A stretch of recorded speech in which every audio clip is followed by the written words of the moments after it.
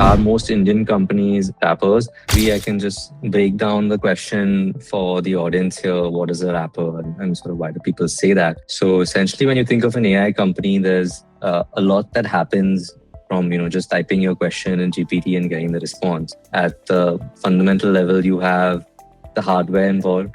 So where does sort of these queries run? How is the model trained? And which are the companies that are building the physical hardware that runs these AI models? The second is who operates and runs those chips. It doesn't have to be the same company.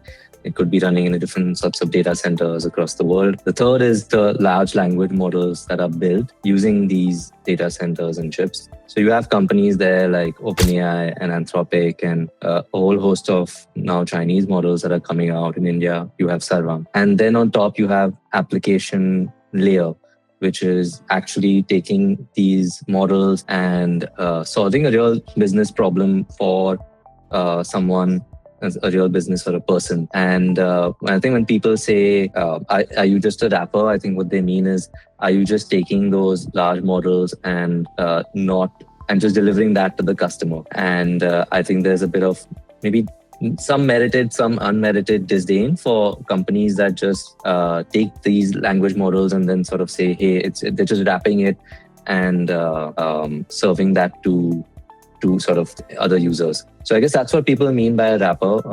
Are most Indian companies rappers? I think to a certain extent, yes. Does that mean they're not valuable, or does that mean it's not? There's no sort of there.